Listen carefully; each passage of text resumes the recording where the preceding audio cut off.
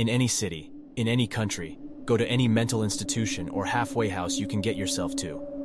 As you approach the front desk, keep your gaze on the floor. Should your gaze wander, then you have already failed. At the desk, do not move or shift your gaze until the worker makes a sound, recognizing your existence. Without upturning your eyes, ask her for the being known as the holder of solitude. As these words leave your lips, a great gong will ring, shaking the very ground you stand on. Once the ring of the gong turns to silence, you can finally observe your surroundings. You will find yourself under a strange sky in a vast and morbid wasteland, only a cold stone path leading towards the horizon. The instant you become aware of this lifeless wasteland, you must start moving, for they know you are there. And they do not take well to outsiders.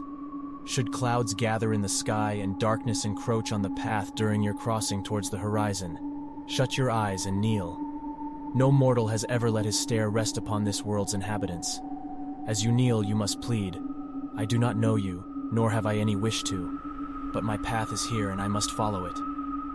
After you have uttered these words, await their judgment. Should they choose to allow your presence, you will feel them retreating.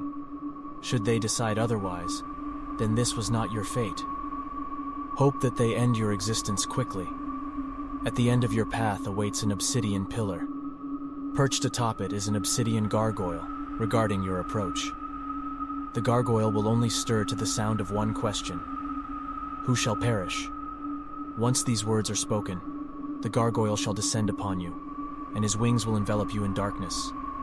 There he will show you the lives of all human beings as stars in the darkness, and as stars you will watch them flicker and die. For eons you shall watch the deaths of those who came before you and those yet to come, and you shall experience their loneliness as you watch them die, sensing how utterly separated they were from each other. This shall continue until your sanity shatters, or until only one light remains, and so the gargoyle shall speak. Your end is not mine to reveal to you, and it is not what you seek. These words will echo inside your head until the day the task is completed. Once again you must shut your eyes, lest you keep your gaze on the last remaining light, and the gargoyle will devour you. As you shut your eyes, you will feel as though you are being hurled through the dimensions, spinning endlessly until solid ground is only a vague memory. At that moment you will be thrown to a stone floor, and it will be as being born again, as returning into the light after eternities in darkness. And once you open your eyes, you will look around at a gargantuan, withering ballroom, the cracked marble floor covered with dead leaves. At the far end of the room you will see a light, calling you.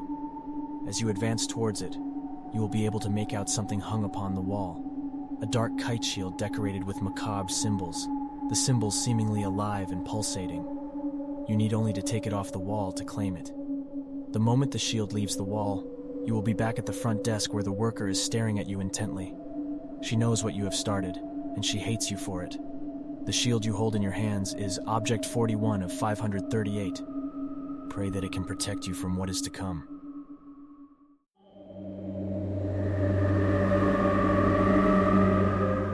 In any city, in any country, go to any mental institution or hospital and ask at the main desk for the one who refers to himself as the holder of the star. The worker will stare into your eyes with a smug look of contempt for several seconds. If he does not see your heart's resolve in your eyes, he will laugh arrogantly. If he laughs, flee, or guards shall take hold of you and lock you in a cramped cell. If he sees the determination in your eyes, he shall stand and guide you down a hallway. He will stop at a cell door and will hand you the key, saying nothing and walking away. With key in hand, grab the handle and turn it slowly. It is not locked. Instead of a cell behind the door, there is a hall, dimly lit. Enter the corridor, then close and lock the door behind you. As you walk down this hallway, you will hear the laughter of children playing mixed with the heartwarming chants of foreign monks. Quickly, the laughter will turn to screams and the chants to curses. As long as you hear these terrible noises, you are safe. But if your courage sways, and the slightest fear overcomes you in this corridor, the sounds shall stop. And if this happens, shut your eyes and pray that what hideous creature that just awakened will take your life in its first bite. If you survive this corridor, you shall reach a small locked door.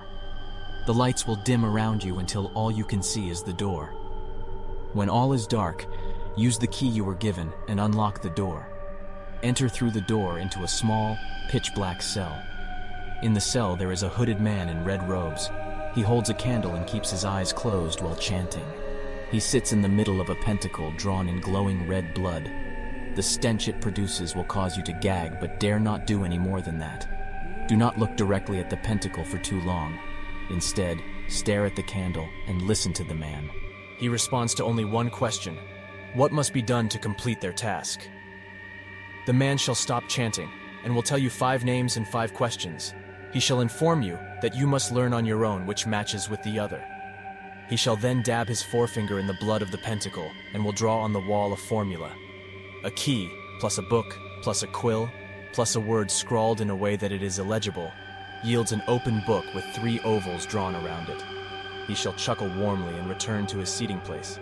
He will hand you a burning stone, and from behind his robe he shall pull out a still beating heart. With all your might, crush the organ until it no longer quivers. Inside the meaty mush you will find an antique fountain pen.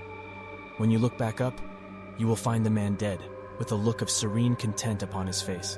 Pay this man the final honor of closing his eternally glassy eyes, and leave the room. He was the holder, and his looks deceive. If you are to touch him again, you will become one of the cursing monks for eternity. The darkness will sweep over you, and when it lifts, you will find yourself outside of the hospital. You will find the pen to never require refilling of its red ink. Though the ink never stinks of it, you will realize that it is your blood that drains through the pen onto paper. Should you ever allow this object to be destroyed, a horrific slow death will befall you. As long as you hold this item, you will hear whispering chants in the back of your mind until you die or do their bidding. This pen is Object 42 of 538. It wills you to write in the cursed tome with your own blood. To do this is folly.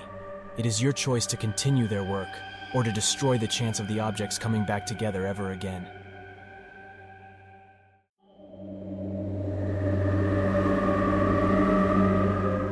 In any city, in any country, go to any mental institution or halfway house you can get yourself to. When you reach the front desk, ask to visit someone who calls himself the Holder of Earth. The worker will laugh loudly, drawing the attention of only one other patron. The worker will remain seated, but the person whose attention he drew will call you over.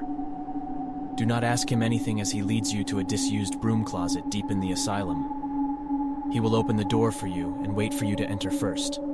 Do not do this, or the stairway inside the door will disappear, and you will plummet endlessly through the ice-cold black. Instead, tell him, "I would not dare see these sights before you." If he believes you, he will nod slightly and enter, and you should follow him. If he does not, be thankful that you are deep enough into the asylum that no one can hear your screams. As you descend the stairway, you will hear beastly yells coming from all sides, but primarily from above you. Keep your eyes trained to the darkness below you, for the man will have vanished in the darkness, though you will be able to feel that you are not alone. You must never look up, or the demons and hell spawn watching you, mocking you, will descend, rending your flesh from your bones, draining your blood, ripping your muscles and sinew in all too long of an instant. As you climb down, you will find the atmosphere becoming more and more tomb-like, and though you will still be able to hear the demons above, it will seem as though there is finally a ceiling overhead. You must still take the utmost caution never to look up. After an impossibly long amount of time, you will set foot on solid, soft ground again. If the demons from the stairwell have stopped their yelling, you will not live to see the ground. If they have not, you will wish they had, for now is your opportunity to ask the only question to which the darkness will respond. You must ask firmly, how can they be stopped? When you do, ghastly wails will emit from below you, though you will still be able to feel the ground under you. You will be able to sense the gentleman who led you here turn around. His eyes will pierce you, though you will not be able to see them. You must never look down or otherwise falter your gaze from the darkness immediately in front of you. The wails will continue, wordless at first, but a strong male voice will lead them into speaking in unison. They will tell you of the one thing that can prevent the result of the objects coming together, but it will be interlaced with every last consequence of doing so. They will tell you of the sky raining fire, of rivers running red with your blood, and they will tell you so much more. When the consequences are finished, the lights will suddenly go on. The man who led you here will be gone. In his place will be an object that you will not be able to see in this place, lest it drive you completely insane. You must close your eyes as soon as the lights come on and feel around blindly on the floor for the warm, rough texture of the object. If you do not close your eyes, you will see what the ground is made of. Human corpses, all missing their eyes, though their mouths still breathe. If you look at this sight and are not driven mad immediately, you will become one of them, joining the satanic earth. If you take the object successfully, though, you will be transported to the exterior of the asylum where you may open your eyes. The granite stone is object 43 of 538. Though you know how to stop them from coming together, you will not be able to.